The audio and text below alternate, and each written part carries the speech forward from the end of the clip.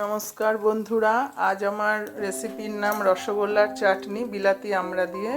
বিলাতি আমড়াগুলোকে আমি প্রেসার করে সেদ্ধ করে নিয়েছি, আর এখন কড়াইয়ে একটু বাটার দিয়েছি আর একটু দেব। বাটার দিয়ে রসগোল্লাগুলোকে একটু ফ্রাই করে নেব। এতে কোনো তেল যাবে না, অলিভ অয়েল সামান্য যেতে পারে, কিন্তু বাটার দিলেই ভালো হয়। এবার আমি রসগোল্লাগুলোকে চিপে চিপে কড়াইয়ে দিয়ে দিচ্ছি।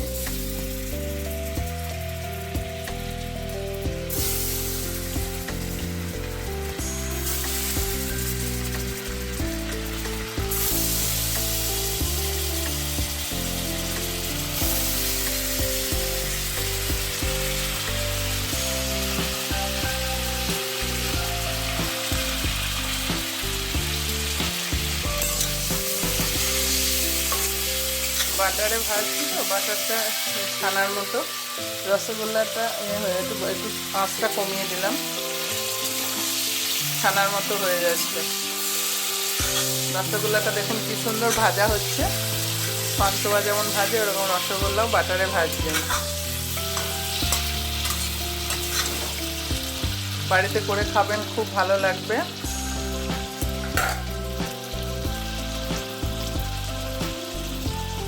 এবার রসগোল্লাটা ভেজে তুলে নিই, তারপর আবার দেখাচ্ছি।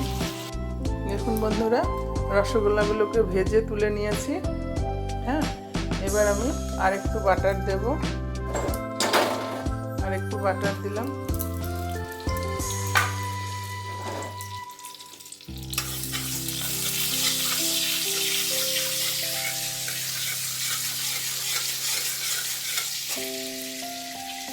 একটু মৌরি দিলাম বাটারের মধ্যে। মৌরিটা খুব ভালো যাবে বাটারে।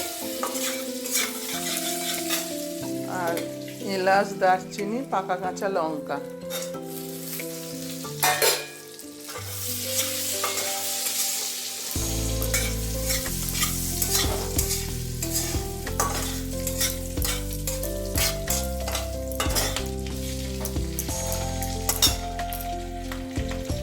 বাটার দিয়ে করছি রসগোল্লা, তো তেলে অত ভালো লাগবে না, বাটার দিয়ে টেস্টটা ভালো লাগবে।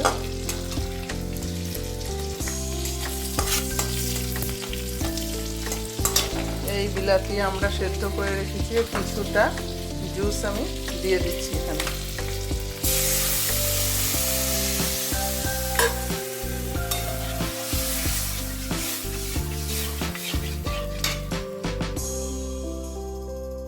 বিলাতি আমড়ার দুটো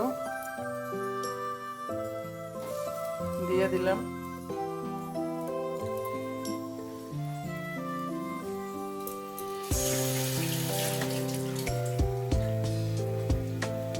সামান্য একটু হলুদ,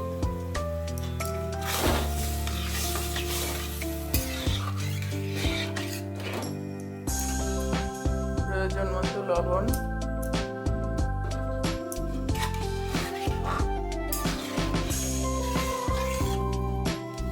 এবার এটা একটু ফুটে আসুক, তারপরে এর সাথে আমি চিনি মিক্সড করব।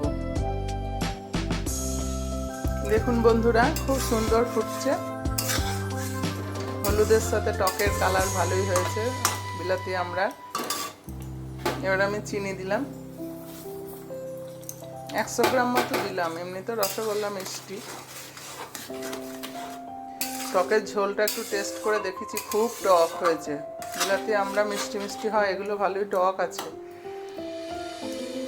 এবার আর একটু ফুটুক, তারপরে আমি রসগোল্লাগুলো ছেড়ে দেব, দিয়ে নামিয়ে নেব। দেখুন বন্ধুরা, আমি এই রসগোল্লাগুলো দিলাম। জুসটা অনেকটা চিনি দেওয়ার পর বেড়ে গেছে, এই রসগোল্লাগুলো দিলাম। এবার নামিয়ে নিয়ে সার্ভ করে দেখাচ্ছি। আপনারা সবসময় ছোট রসগোল্লাগুলো, এই 6 টাকা পিস, এগুলো করার চেষ্টা করবেন, কারণ বড়গুলো করলে টক ঠিক ঢুকবে না, আর বাটারে ভাজতে গিয়েও অসুবিধা হবে। তাই আমি ছোটোগুলোই আনিয়েছি বাজার থেকে। এবার আবার সার্ভ করে দেখাচ্ছি। নমস্কার। নমস্কার বন্ধুরা, এই হলো আমার বিলাতি আমড়া দিয়ে রসগোল্লার চাটনি। আপনারাও বাড়িতে এইভাবে বানিয়ে খাবেন। ঠিক এই ধরনেরই আমি 8টা আমড়া সেদ্ধ করে নিয়েছিলাম। আমড়াগুলোর অবস্থা দেখুন কীরকম, এইভাবেই এসেছে বাজার থেকে, ধুয়ে করেছি। আর ছোট সাইজের রসগোল্লা দিয়ে করবেন, একটু আমসত্ত্ব দিলাম পাশ থেকে, আলাদা করে দেওয়া হয়নি। খেতে খুব ভালো হবে, এইভাবে আপনারা করে খাবেন। ভালো থাকবেন, সুস্থ থাকবেন। পরের এপিসোডে আবার দেখা হচ্ছে। নমস্কার।